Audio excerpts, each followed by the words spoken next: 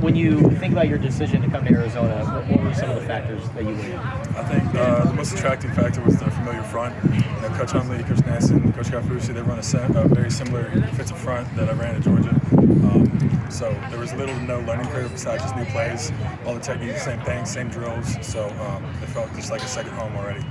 And what do you take away from your time at Georgia and playing with a lot of defensive linemen who are playing in the NFL? Yeah, I think one of the biggest things I can take away is just playing with some awesome dudes. Just seeing how the work you have to put in to be great. I got to play with people, Jalen Carter, Devontae Wyatt, Jordan Davis, Trayvon Walker. So I got to play with a lot of cool people. So I think just seeing how hard they worked, it showed me that that's what you're going to have to put in order to be successful. How do you help these guys establish kind of the same mindset? The programs are in two different places, but obviously they're two schools. Yeah. So one of the main things when I came in, I talked to Coach Fish about something in Georgia we call school sessions.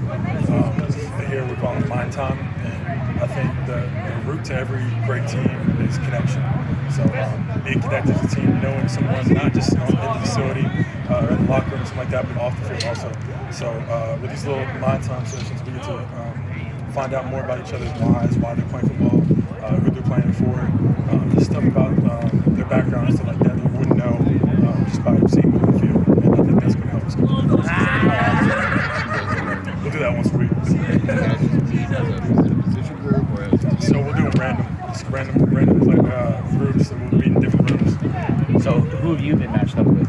So there's groups of there'll be like 10 to 15 of us in a room. Okay. So we'll just split them up through different rooms, and there'll be a specific coach or something like that in the room, and we'll have a different topic every week. Talking about, like this past week we talked about kind of like who's influenced us the biggest in our lives, kind of just give us a background of where we're from and stuff like that. We got in front of our small groups and just told about ourselves. And that's something that you can just you wouldn't know that. Certain things I found out about teammates that I would never have known if we didn't have these activities, and I have a whole nother respect for them. What was the most surprising one or eye-opening one for you? That someone said? Yeah. I think the amount of people that play for the moms. Everyone wants to play for the moms. You hear about some people talking about their coaches, they're thankful for all their, you hear about grandparents and stuff like that, but I think moms are the backbone of a lot of athletes out there. So I know that's what I said. My mom took care of me, helped me growing up and stuff like that, and get me to camp. So I think everybody's got to respect the moms a little more. Did you have both parents growing up? Mm-hmm. My parents were divorced when I was 7. But my dad lived in Nashville, but my mom primarily, yeah.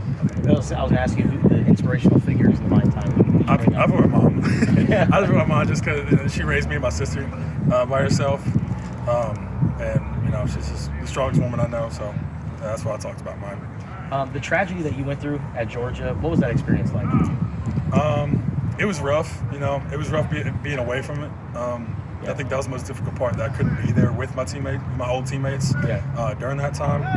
But just reaching out, talking to my teammates, just going through pictures, thinking about them all the time. And Chandler, I think that's just how all of us in that Georgia family have gotten through it. You have a kind of a cool connection with Justin Flo. Seems like you guys are like two best buds. Yeah. Can you tell us about that? I played Justin. We played together. We played against each other the first game of this past season, Georgia versus Oregon and Atlanta. So that's the first place I saw him play in person. And I didn't know him well. I'd seen him a few times, stuff like that. I knew of him. But on my official visit here, that we both came on the same weekend, and we clicked, man. We clicked just like that. So I got that energy from him. It was infectious. I was like, oh, this dude's awesome. I hope he comes. So we went to Coach Fish's house. I was like, are you going here? He's like, yeah, we're going here. I said, awesome, we're doing it. So we've been just like that. And you guys just always hang out with each other? That's what we do. Yeah. What do you do outside of football? I love playing video games, and I make beats. I was going to say, I've noticed you've been producing music. What got you to that? Yeah, so one year for my birthday, I got a little beat pad, and I was like, this is cool, and I didn't really mess with it. And then 2 years later, I was like, let me mess with this a little more. So I started messing with it, and I did some research. Like, hey, you can make money off of this. Like, it's going to be an actual living. And I can branch off into different aspects of music business, not even just the producing part. So I've gotten into that. Being so close to Atlanta, being in Georgia, I gained a whole bunch of new connections from that. Being from Memphis, there's a whole bunch of connections in there with music. So besides football, that's probably my biggest passion. Yeah, who are some of your favorite producers or guys that you kind of look up to? One more question. This producer name, I remember his name, Real Red. I know Metro Boomin, probably Murder Beats. All these dudes are probably some of the ones that I love their sound the most. And do you produce music for the team and you guys play in the locker room and stuff? Yeah, that's becoming a new activity in the locker room, is me getting on the aux cord and playing beats, and everyone starts freestyling on them. Do you have like a name, like a DJ or producer name? Or? I'm doing double marketing. It's the same name, Bill Norton Beats. Same name.